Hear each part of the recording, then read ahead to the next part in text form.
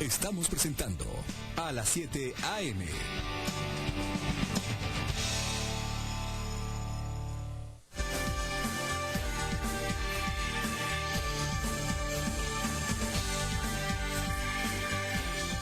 Continuamos en Noticias a las 7 AM. Para el día de mañana se tiene previsto que el Congreso de la República conozca este polémico tema de la emisión de bonos. ¿Se aprobará o no se aprobará en el Parlamento? ¿Qué pasa con el tema tributario en Guatemala? Pues hemos visto en los últimos meses también modificaciones y dar marcha atrás en varios temas.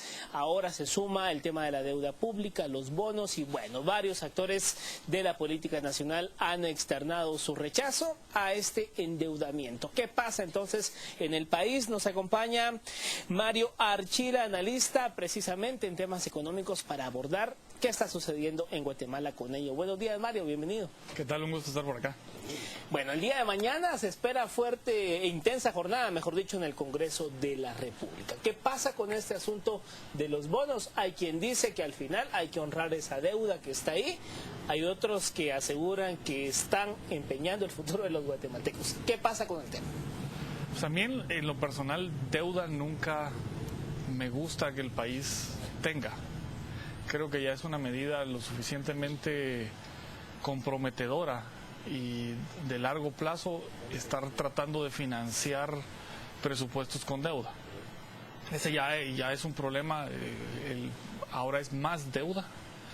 Aunque alguien decía, no, esto es limpiar una deuda que ya se tiene, pues si vemos hay una controversia muy fuerte de si es legítima la deuda o no, y creo que eso es el tema principal. Lo primero que deberíamos como ciudadanos tener claro es si legítimamente esa es una deuda que nos toca a nosotros, los ciudadanos, venir a desembolsar, o es una deuda que por irresponsabilidad de alguien en un puesto de gobierno, el anterior, el actual, hace dos, no importa, se creó y está por ahí flotando y nadie sabe si se hizo la obra, si se construyó, si se llenó especificaciones, etcétera.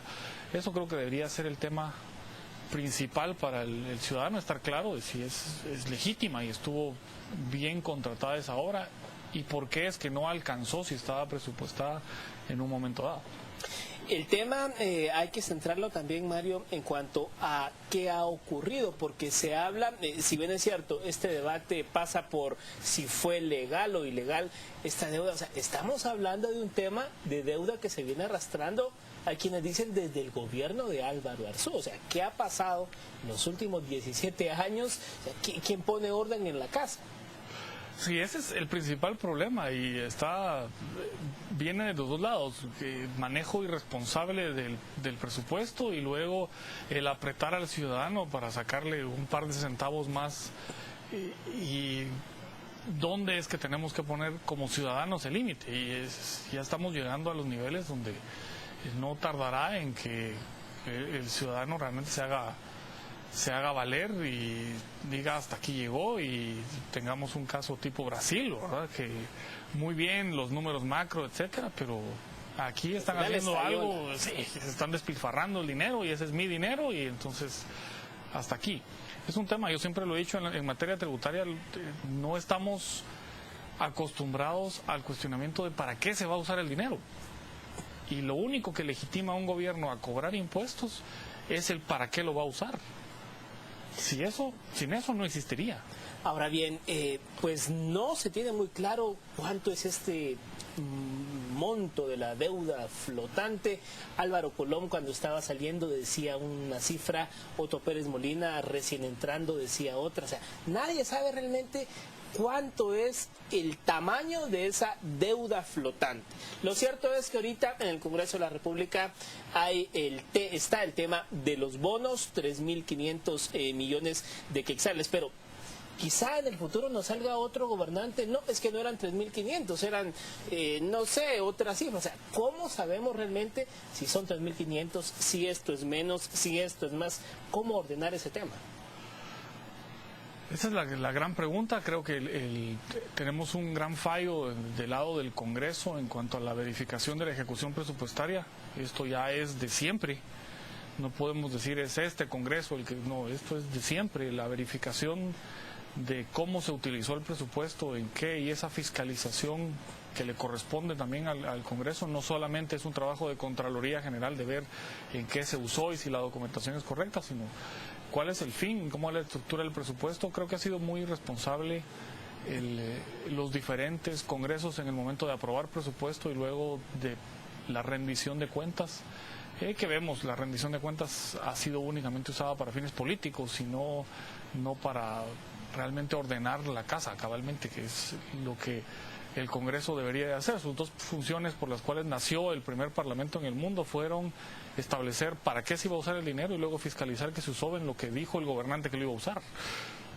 Sin embargo, pareciera que acá en Guatemala pues es la lógica completamente al revés. Sí, acá es un poco de ponemos un número en el presupuesto y luego sepa Dios para qué se usó. Eso es un problema que es recurrente. Todos los años lo vemos, durante el año vemos el traslado y después están las discusiones de si el traslado de un ministerio a otro, a una secretaría, es legal, si se pudo, si en la ley de presupuesto le dejaron o no candados para hacer traslados y esa es la historia desde que yo tengo memoria. Entonces creo que ahí hemos estado fallando. Tenemos un sistema que no permite esa verdadera verificación del destino de los gastos. Viendo el clima y el panorama del Congreso de la República, ¿qué podemos esperar? Hay quienes aseguran desde el fin de semana que pueden haber sorpresas y que la bancada líder, acuerpada de la bancada oficial, le darán vía libre a este tema de los bonos. La verdad que es un tema de especulación. Yo he oído de gente que ha estado cercano a las diferentes bancadas que el líder ha expresado que no está de acuerdo con la deuda, o por lo menos diputados de la bancada líder o miembros del partido han dicho que no están de acuerdo. También he oído que gente de la bancada Creo ha dicho que no está de acuerdo. Entonces van a mantener la postura que le han comentado a terceros al momento de la votación o no. Ahí si hay un trabajo de lobbying político del lado del Ejecutivo, que es a quien le interesa principalmente la deuda, o bueno, primero tampoco sabemos para qué la van a usar. El presidente ha dicho que en parte un porcentaje es para pagarle a los contratistas del Estado con esta deuda de arrastre y otro porcentaje para nueva obra. Es lo que ha dicho el presidente. Sí, pero veamos que hubo contradicciones entre el Ministerio de Comunicaciones, Ministerio de Finanzas, presidente, entonces también hay un poco de incertidumbre en qué la vamos a usar. Usualmente las especulaciones siempre han sido que cuando se va a construir nueva obra, de ahí pues hay mecanismos en los cuales el voto estaba condicionado a que esa obra fuera dada a alguien con la que el votante tenía el vínculo y el cual llegaba luego a recibir por ahí una parte de esa erogación del Estado. Podemos especular si eso es así, si no es así y si eso está sucediendo o va a suceder. Y creo que la votación nos dará una pista más sobre cómo es que lograron, si se aprueba, cómo es que lograron los votos. Mario, cuando uno ve y escucha esta tesis de que es una deuda que viene desde la época de Álvaro Arzú, pero desde la época de Álvaro Arzú hasta nuestros días ha pasado el huracán Stan, ha pasado el Ágata, la tormenta 12E, puentes que tienen 5 meses se han caído, paredones que no sirven, dragados de ríos que nunca se hicieron. O sea, ¿vamos a pagar cosas que sabrá Dios con qué materiales se construyeron?